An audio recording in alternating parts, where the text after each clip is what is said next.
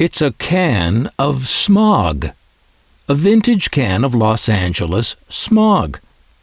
Today we're looking at vintage gag gifts and justifying it by pretending to talk about economics, or at least one branch of economics, the branch that argues the loudest both for and against today's topic, the gag gift.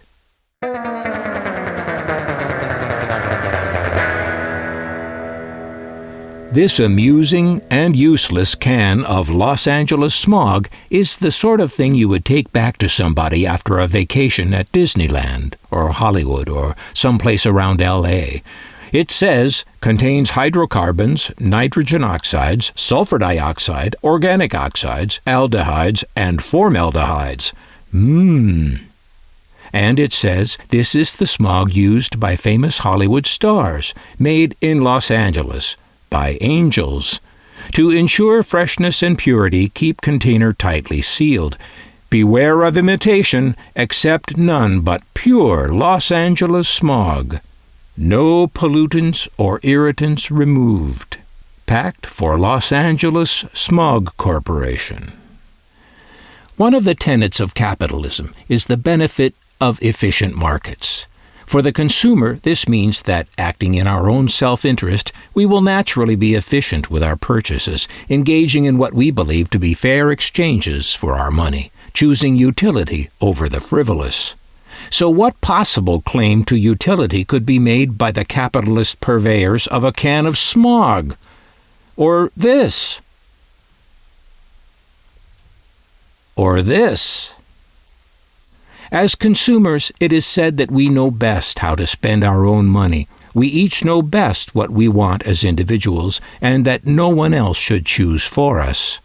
For that reason, some of the purer capitalists among us take a dim view of governments choosing things for its citizens, even if that government is making choices the public wants and needs and can't get any other way, like pollution standards and safety regulations. These purists still don't like government making those choices for people. So, when it comes to gift-giving, such thoughts about capitalism can come into conflict. Obviously, gift-giving is utterly inefficient to the capitalist mind, because, by definition, gift-giving almost never allocates resources to their most efficient use. Uncle Billy truly does not need another necktie at Christmas, and giving him one is a waste of the material, time, and labor it took to make it. Uncle Billy doesn't even want it. And so capitalism has a problem. And yet, as capitalism does, it has a solution. And this is sort of the way it operates. Careful observers will notice that what the marketer calls creating demand and filling a need is sometimes just another way of saying creating a problem and selling a solution. Rather like the shop owner who is paid a visit by a local thug who says, out of the side of his mouth, "It'd be a shame if something happened to that nice, pretty new front window you've got there. You could probably use some protection." This approach to business is nothing new. Here, Listerine points out a problem, in this case, bad breath. Halitosis makes you unpopular, it is kind enough to point out. Doing you a favor. Even your kids can't stand to be around you, Listerine, again, is kind enough to tell you. And then it offers a solution. In this case, Listerine. Surprise, surprise. There might well be more effective solutions, or a health issue involved. But you're not going to hear about them from a marketer. Yes, as insane as it seems, I have Listerine in my collection. This giant vintage bottle of this stuff. This is how it used to come, wrapped in paper like this. And here's an even bigger one, the giant economy size, full quart.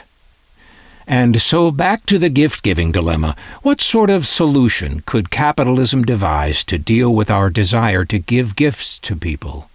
A desire which is, as we have shown, the essence of inefficiency. How could the inefficient concept of gift-giving be justified?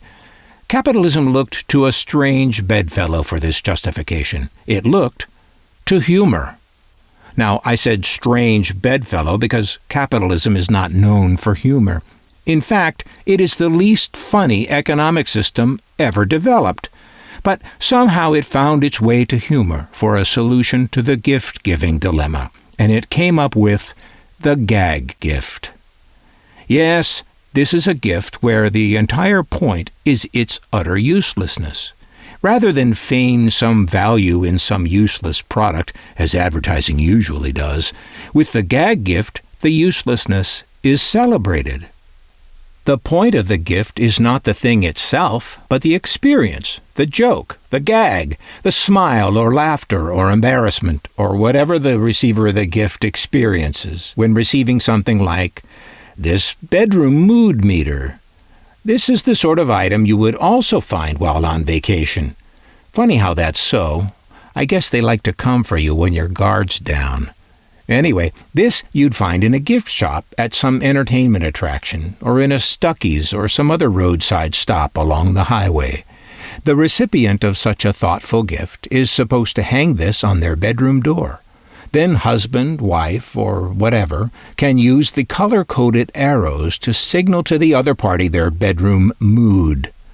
Available choices are, I'm in the mood for love, coax me, too tired, tomorrow for sure, I would rather watch the Late Late Show, no, how about that mink, I'm sleepy, let's make up, ready, willing, and able, less talk and more action, and if I'm not back in 10 minutes, start without me. And on the bottom it says Florida. It would. Here's a recent gag gift that I was given myself from someone who thought I needed to relax, calm down now, don't stress, take it easy. This thing has been a great comfort to me. Relax, calm down now, don't stress, take it easy. And here's a handy little vintage gadget, the Deceptograph, which is a transistor lie detector. Sort of a transistor radio-like gizmo with wires that you clip to someone's fingers. It measures what is called the galvanic skin reflex to see if the person so clipped is lying or telling the truth. Oh yeah, that's going to go well. Well, I guess this is a real item rather than a gag item, but I don't know. I think it had more value as a gag gift than as anything else, even though to look it over and read its lengthy instructions, it does seem to be an actual functioning device. The galvanic skin reflex is fancy talk for changing surface moisture on the skin, which is fancy talk for perspiration, which is fancy talk for sweating. So when the subject is being questioned, the Deceptograph portends to tell whether they are lying from an increase in perspiration. The reason I think of this as more of a gag gift than anything else is the cover of the box. The picture and caption make it look more like a gag, even if it can really do something.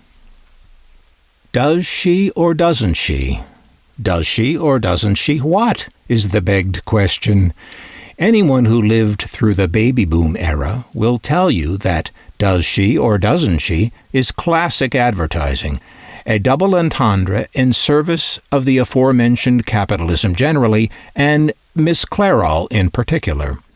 In a 1-2 punch, we are titillated by the question, does she or doesn't she, then sold a hair coloring product. Well, the provocative picture on the Deceptograph box asks the question, does she or doesn't she, far less artfully than Miss Clairol, but it does so with far less hypocrisy. Still, I wouldn't praise them just because they lacked the talent it takes to do hypocrisy on the level of Miss Clairol. There's an overlap between what are called gag gifts and what are called novelty items, and this piece of hilarity is in that overlap.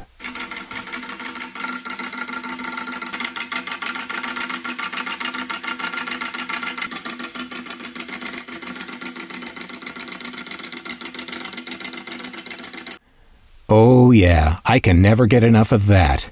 The amazing yakety-yak talking teeth. Now, I have no reason to think these are the original talking teeth, but they are old. The box shows a copyright date of 1949. They're made in the USA, and the price tag on the box says $1.49, Hollywood Toys, on Hollywood Boulevard. On the subject of novelty items, one could do worse than to peruse the Johnson Smith catalog. Let's do a little of that. This issue is from 1948, and it is chock full of novelty items and gag gifts, like this liar's license and the bootlegger's diploma. A fake marriage certificate might come in handy, and there's more. As gag gifts go, I guess you just can't beat that old standby, the jar of peanuts or the box of candy that, when opened by the grateful and hungry recipient, yield instead a flying snake in their face. Now that's humor. Yes, it says here you can put this handy spring snake in a candy box, a drawer, a jam jar, a medicine jar, and it just gets funnier every time, until they stop speaking to you. Now, don't forget the squirting finger. It says here, is his face red when he takes a look? And where else are you going to get a two-headed coin? Macy's? And over here are various things that squirt and explode, and most of all, annoy. Hot toothpicks. Pepper candy. And here, the stink perfume solution. Wonderful. And itching powder. And sneezing powder. And the classic auto bomb. It says here that it whistles, screams, and bangs. Fasten the auto scare bomb under the hood of your friend's car, attaching the long wire to a spark plug with a good connection, and the short wire to a clean ground like shown in the illustration. Make sure you have good electrical connections. Fasten the hood down in place and get your friend to start his car. With the first few whirls of the starter, the auto scare bomb will begin action. A shrieking whistle runs for several seconds, followed by a loud report. Meanwhile, a dense cloud of white and black smoke envelops the car. In conclusion, let me clarify two of the words used in the auto bomb description I just read. Report, the loud report mentioned. This is rather obsolete language. The word report here just means a loud bang or a loud sound. And the other word used here that will need some clarification is the word friend. I think if you were to do this to someone's car and pull this gag on them, your victim would in short order insist on using the word former in front of the word friend.